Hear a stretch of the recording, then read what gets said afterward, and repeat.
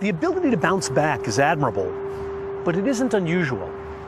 People who suffer a wide range of traumas and tragedies tend to recover more quickly than they themselves would have predicted.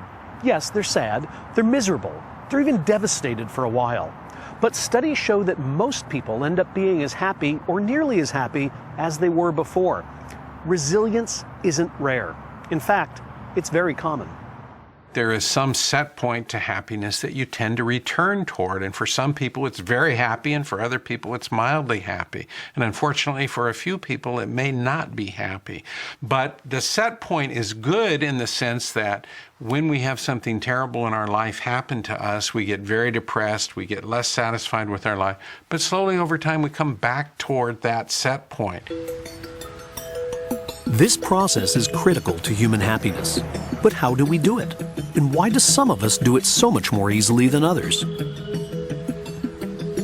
For more than 15 years, Dr. Dennis Charney has been studying people who've shown exceptional resilience after trauma. From survivors of natural disasters, to prisoners of war, to the firemen who responded when the World Trade Center was attacked on September 11th. It was fascinating to deal with resilient individuals because when you met them, you looked at them and thought, well, how did you do this? You start thinking, could I have done that? How did they do it? One of Charney's most interesting subjects was Bob Shoemaker, a former Navy pilot. I grew up on a farm in western Pennsylvania, and my parents were middle class. So I consider myself fairly average. But average people get thrown into extraordinary situations. Bob's ordeal began in 1965 when he was assigned to combat duty in Vietnam. He'd just been married and had a son. Then suddenly, life as he knew it came to an end. The mission I was on was just north of the demilitarized zone that separated North Vietnam from South Vietnam. We were really low, and I pulled out right over a flak site, and they managed to hit me in the tail section, and the plane flipped upside down, and I ejected, and the parachute fortunately opened, but opened only 35 feet above the ground, and so I broke my back as I landed. That was it. They got me, they bound me, had handcuffs on me behind my back and marched me off.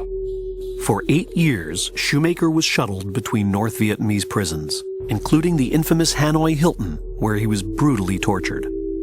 The really worst technique was what we call the rope treatment, where they would tie a rope from your handcuffs up over your shoulders and down to your feet, and they would tighten this thing up so that eventually your head would reach your feet.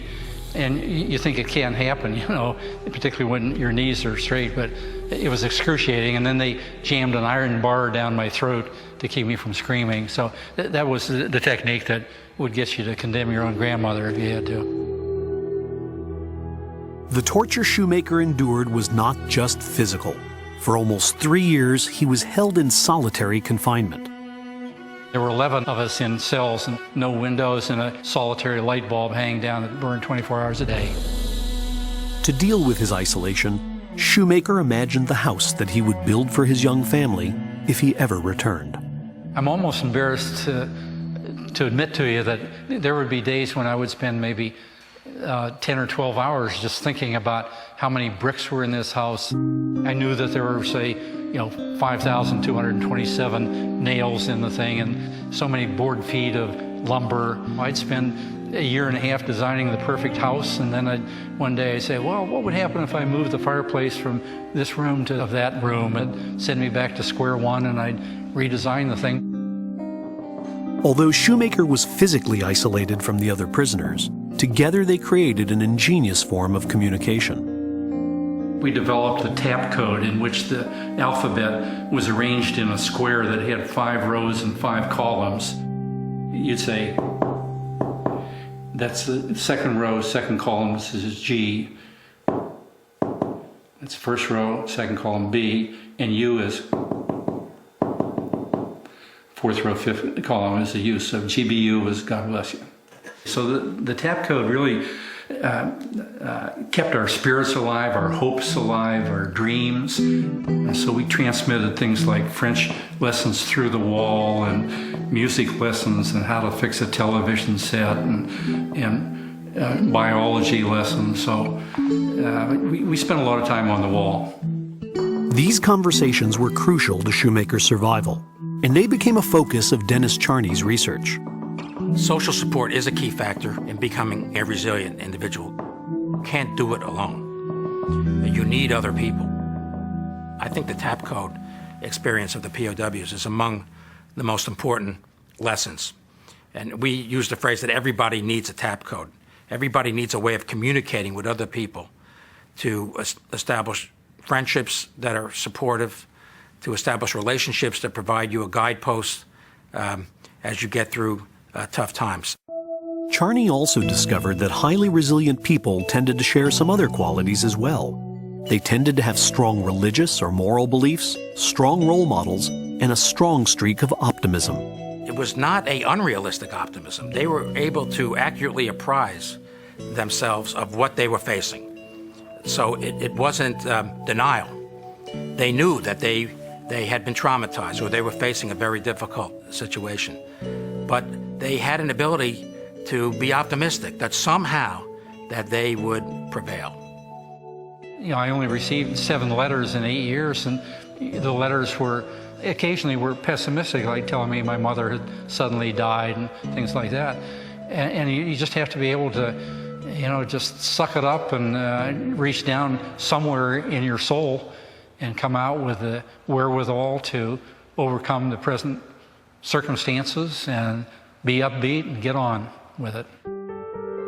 After 8 years of captivity, Bob Shoemaker was finally released, his spirit unbroken by the horrors he endured. The first thing he did was call his wife. I wondered who this man was. I didn't know him very much. We had a very short courtship. Our baby was born just 5 weeks before Bob was shot down and captured. I remember this phone call saying, "Hi, honey," and that literally erased 8 years of time. It's hard to explain that, but that was the person I knew. And that was the person that returned home. Shoemaker had done more than just survive. In his view, he had grown. Well, I suppose one way of looking at 8 years of imprisonment is to say, hey, that's just wasted time. You know, have to put that behind me. It's unfortunate. But paradoxically, you know, I gained something out of this 8 years of experience. In the years after his release, Shoemaker became a rear admiral, a college professor, a devoted husband and father. And he turned the house that he'd so often imagined into a reality. It was something in my soul I just had to get out, you know, and see the fulfillment. I wanted a house that had a lot of openness to it, and I think that was probably as a result of my being confined without windows or anything. So the house I designed has a lot of glass. I was deprived of freedom for such a long time. I think I really cherish freedom more than most people do now. Bob, like almost all the other POWs that we interviewed and got to know very well, said that to the following question: if you could have eliminated the POW experience from your life, would you do so? In other words, you could have just wiped that out. It never happened. And Bob, like many of the others, said no, because I learned things about myself during that experience. And I learned tools, psychological tools in which to handle my life that I probably could never learn in any other way. And so it stood me in good stead for the rest of my life. Being a prisoner really focuses on what's essential in life. And there are a lot of things that we can do without and still be happy. The key lessons from Bob Shoemaker's story are that inside almost all of us is the capacity to overcome the most horrific of stresses in our life and even ultimately learn from that stress and thrive and grow as a person. You learn resilience by falling down and getting back up again. And as you fall down and get back up again, you say, oh my God, I'm back up again. The setback or the failure that I thought I would never recover from, in fact, I've recovered from perfectly well, which means that I can do that again. My resilience has been slowly learning to trust that whatever path I take can be positive. Even the worst decisions I've made have had, positive ramifications if I choose to learn from them. Well, I want to make sure that people know that I'm happy that I had a messed up childhood, that I'm glad I was damaged, because it made me a better actor, it made me a better writer, it made me a better creator. So I thank my family for that. I wouldn't trade it for anything in the world. Then I would have, but not now.